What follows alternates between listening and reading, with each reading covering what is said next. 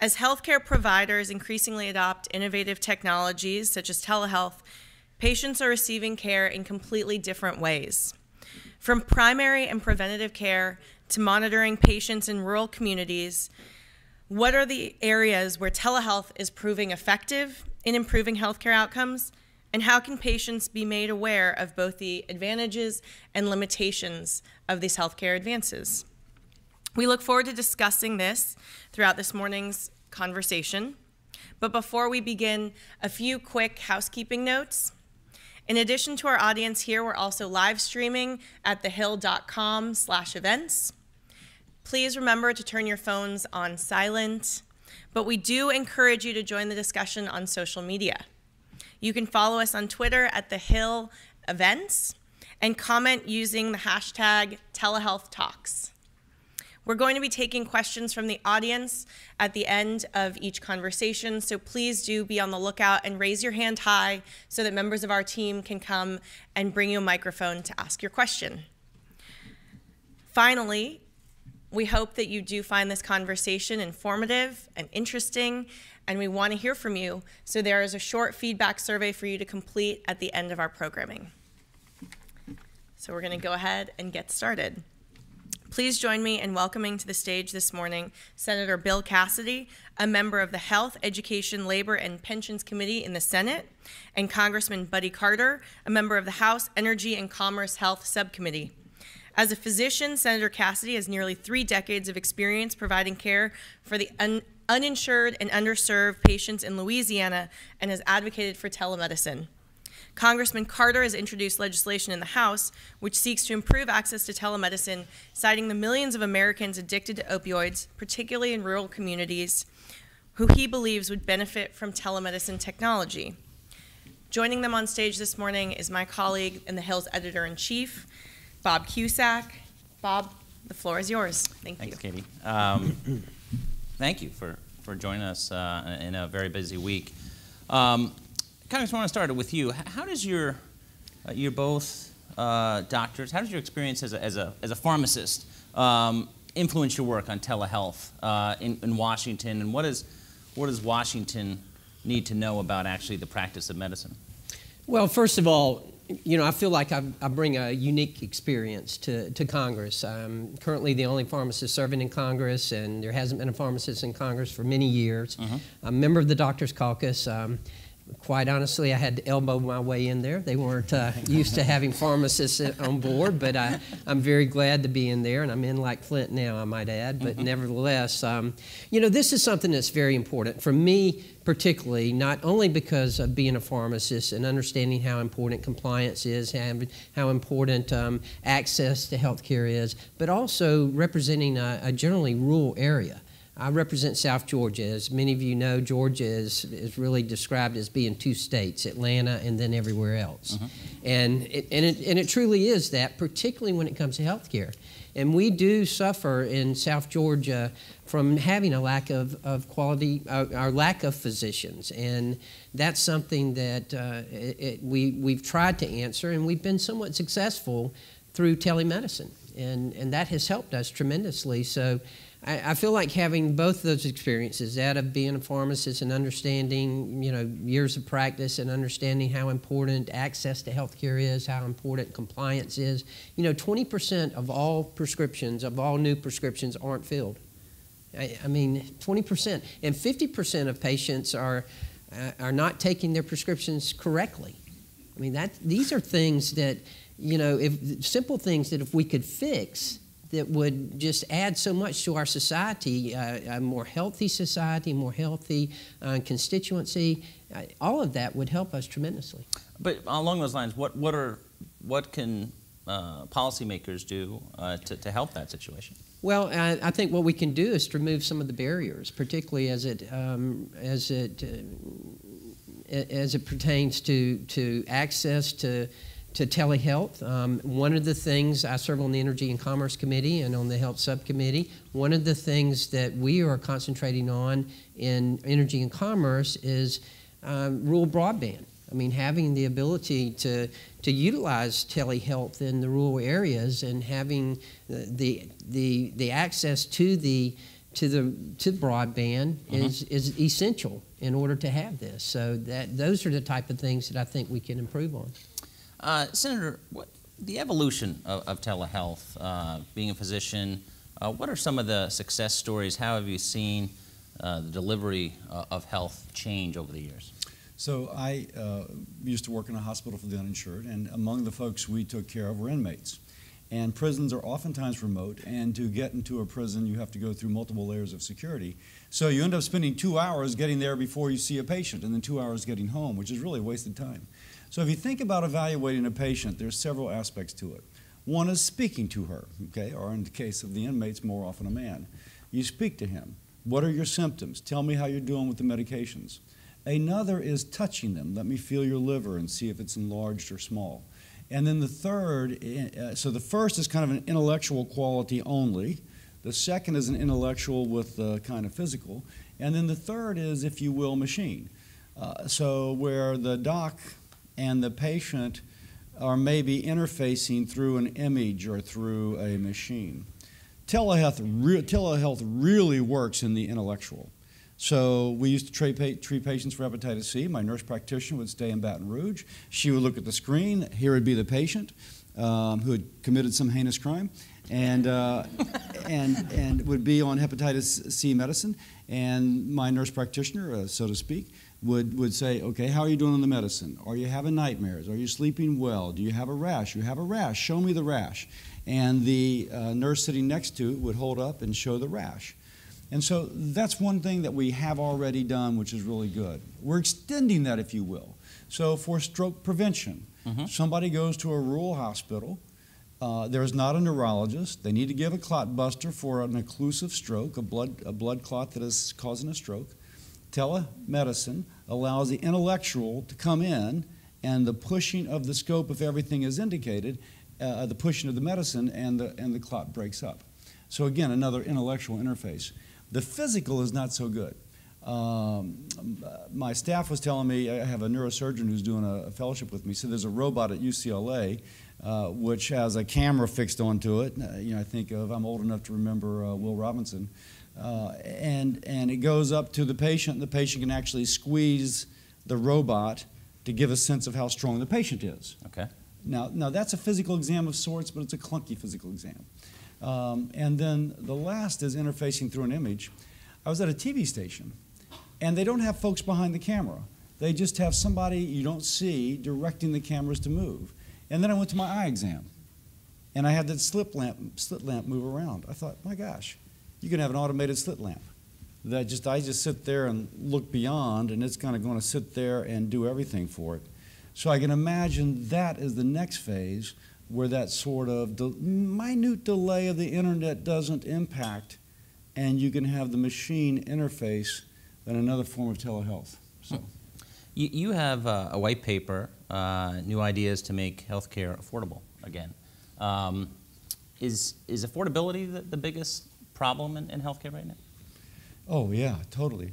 I mean, it's always been a question of the three goals, which is access to high-quality medicine at a sustainable, affordable price. And Obamacare went after increasing access to quality medicine, but really, if you look at the affordability, when people are paying $50,000 a year for premiums after tax dollars, it's clearly not affordable. And you can say, well, it's subsidized. Well, that just means the taxpayer is paying $50,000 a year. That is not affordable. So we've got to figure out how to lower costs. One way, by the way, going back to the neurologist, telehealthing, if you will, into a distant ER, that lowers healthcare cost, because that patient now has access without a helicopter ride and will avoid all the post-stroke complications with all the therapy required, the ability to return to productive work, because telehealth allowed a medicine to be administered which otherwise could not have been. Congressman, you have legislation with Sherry Bustos on telemedicine and how can that legislation help deal with the opioid epidemic? Well, first of all, we all know that we have an opioid epidemic in this country. It's something that we've worked on in Energy and Commerce. In fact, we put together, I believe it was 58 bills and packaged them together in Big deal HR this week, 6. right? Yeah, and now it's in Senate, and I hope that we're going to get it voted on tomorrow. And and then get it on the president's desk, get it signed into law. We know that 115 people every day are dying as a result of the opioid epidemic, and it's probably more than that, to be quite honest with you. And when you know, we got to get over that stigma of people being addicted. I mean, this is something we've struggled with as a country, I think. These are not bad people who are addicted. They're people who have a disease, who need help, and we need to help them.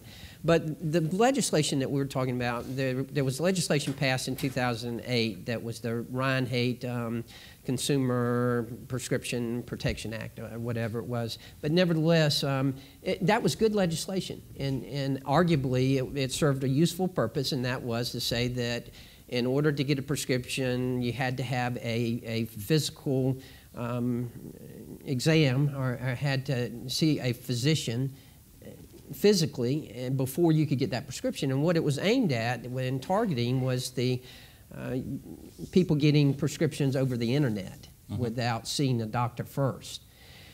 Unfortunately, one of the side effects, if you will, of that legislation was the fact that there was, a clause in there that said that the Attorney General could have waivers put in for certain situations, for special situations, but that has not been implemented. So what our legislation simply does is to direct the Attorney General to promulgate the rules by which waivers can be given. This will give the opportunity for physicians through telemedicine to actually prescribe controlled substances such as what we use in medication-assisted treatment, and it will allow them to, without seeing the patient first. Now that could be very advantageous and help us if a doctor can write for a buprenorphine without having to see the patient first. That's what the intent of our legislation is.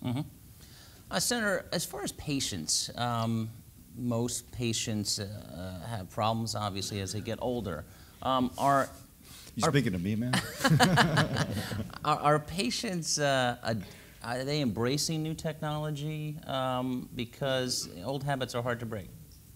I think the patient will embrace insofar as the physician is able to. You have to stress the patient-physician relationship. Or the patient-optometrist relationship, or the patient-therapist relationship. And the provider can bring a great deal of comfort to that relationship. So going back to the experience we had. Now, inmates are used to being treated a little differently for obvious reasons, but they had such a great relationship with the woman with whom I worked that they just felt connected with her even though it was through a video camera.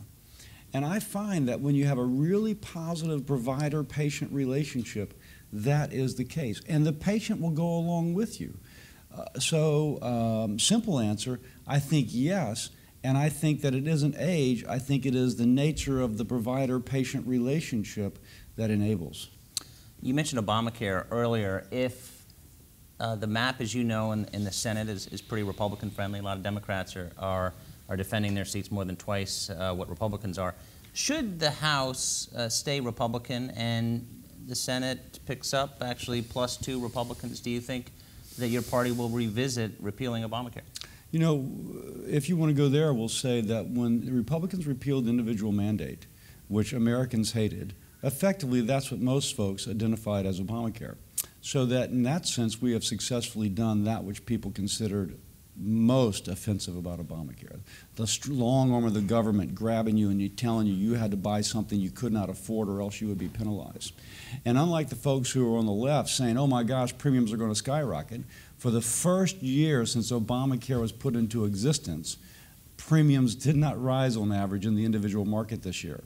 So, boom, the mandate. Now, on the other hand, we have folks who cannot afford $50,000 a year premiums. I raised that figure once, and Washington Post did a fact check on me, and they said, yeah, he's right. You know, that's true. That's happening.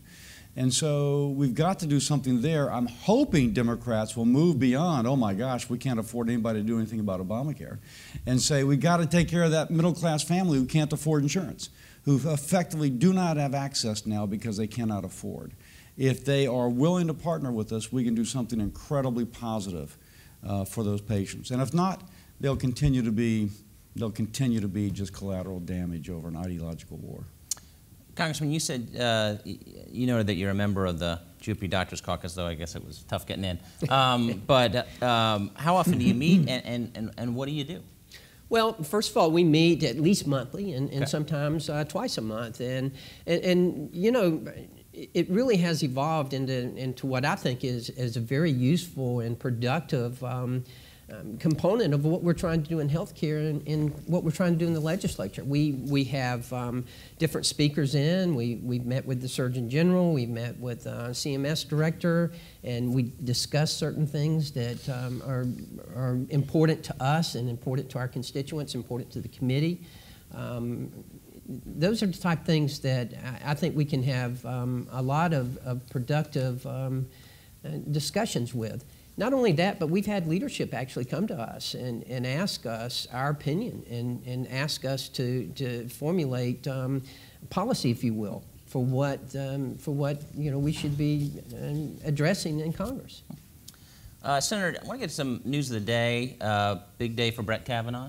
Are you confident that he will be confirmed? I think so. If you look at Kavanaugh's record, it has been sterling. And now we have a strategy, a tactic of let's just smear and use innuendo to create doubt without anybody ever coming up with concrete proof.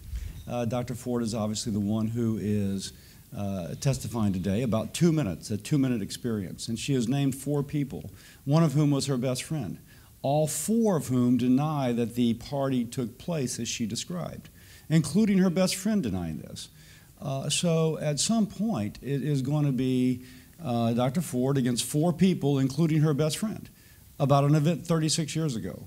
And so none of us would wish to be judged by that standard and judged guilty because really at this point it's innuendo. And you can see the tactic. The tactic's evolving into a strategy. One more person, Michael Avenatti, oh my gosh. Michael Avenatti. Now we have Chuck Schumer and Michael Avenatti as a pair. Trying to destroy a man because they disagree with his policies. I just think it's a really bad way for our democracy to go. It's an incredibly destructive tactic and strategy. In a few minutes, we will open it up for questions, so think of your questions. Back on healthcare, what can the healthcare community do? I mean, healthcare is such a battleground. It's a polarizing fight usually. There are exceptions. The Cures Act a couple years ago, opioid legislation, where there's a lot of bipartisanship. But what can the healthcare community and stakeholders do to really just improve healthcare as a whole? You want me to go first? Yeah, sure. So one thing, you mentioned our white paper, how to make healthcare more affordable. And that is a working group of 3 Democrats, 3 Republicans. There are people of both parties on the other side of the chamber, of the Congress, who are interested in the same thing. And it's things that we can agree on mutually as to how to lower the cost of health care. Now, if our problem is the cost, we've gone after quality, we've gone after access, but now cost is making access to quality medicine, is eliminating that. If we can lower the cost, we can do something positive. One thing that we just did, and how the House passed it yesterday, was the gag clause, where a pharmacist would be told by a PBM that the pharmacist could not tell a patient if it were cheaper for her to pay cash instead of paying her insurance copay. And if the pharmacist did tell her, then the pharmacist would lose their contract with the PBM. A coercive contract working against the patient. We've eliminated that both on the federal level as well as in the commercial insurance space. Now that is one start. We have other things to do.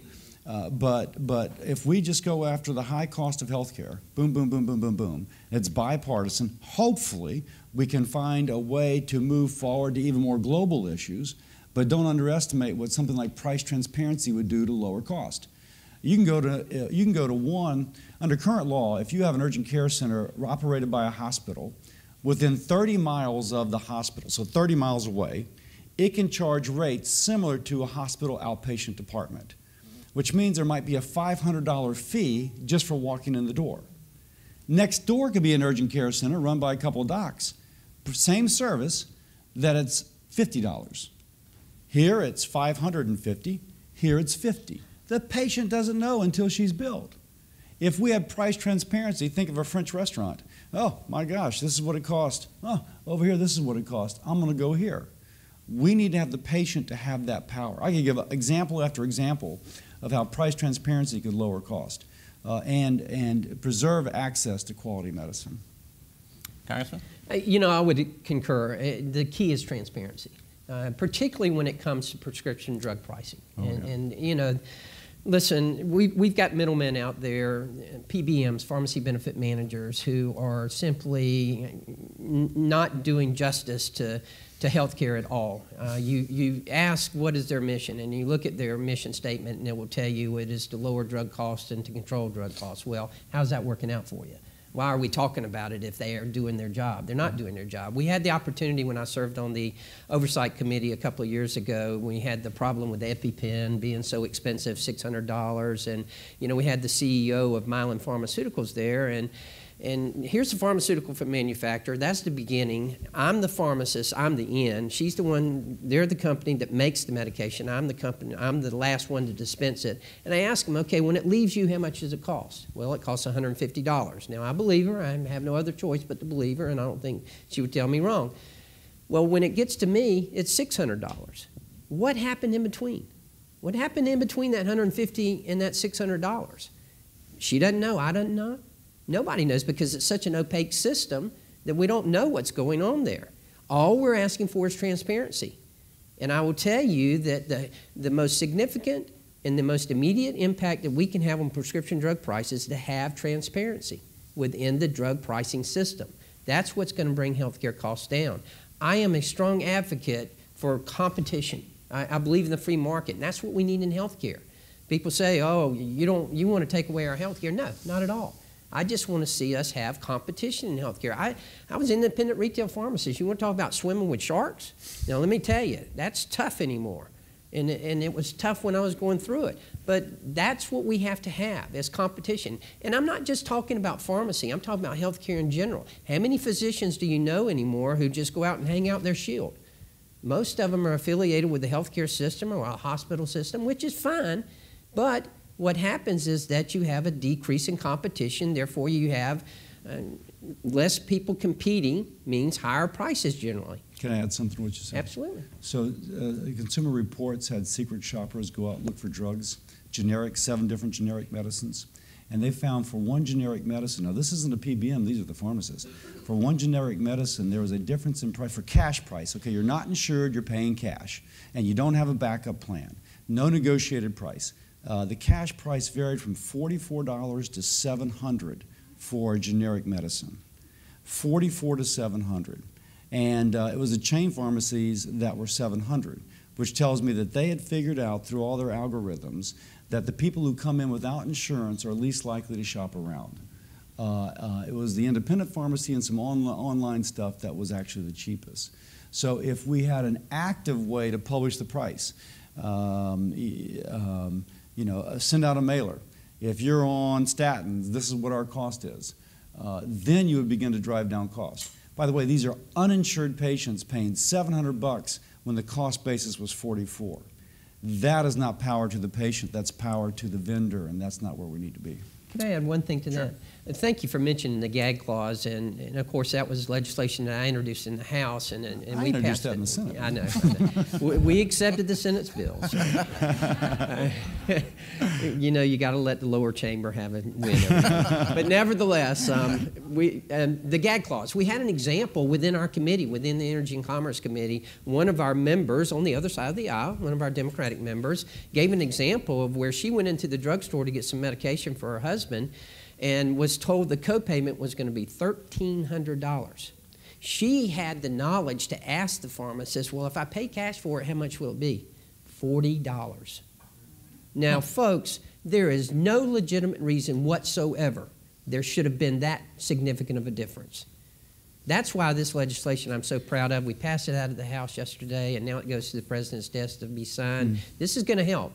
And this is what we want to do in pharmacy. I mean, we're trained to help patients, and physicians are trained to help patients. And if they don't have access, if they can't afford their medications, then I don't care how good the medication is. It does them no good whatsoever if they can't get it.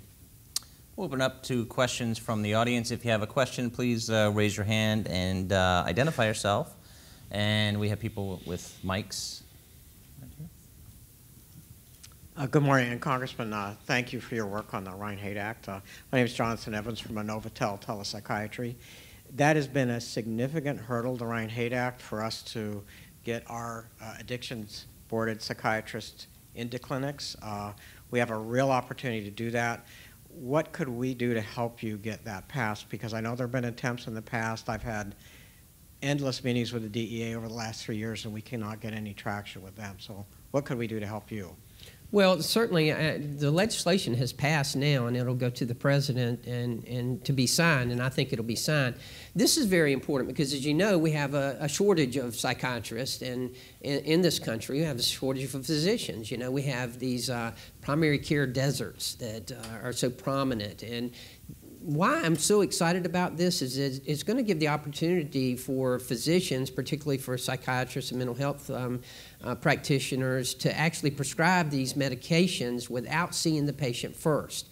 And that's going to help us tremendously, particularly in the rural areas. And you know, I've always described the opioid problem as being twofold. First of all, you've got the problem with the number of prescriptions, the number of pills, and how do you control that? Well, that's something you can kind of get your arms around, and you can kind of control. The second part of the problem is, what do you do with these 2.5 million people who are currently addicted?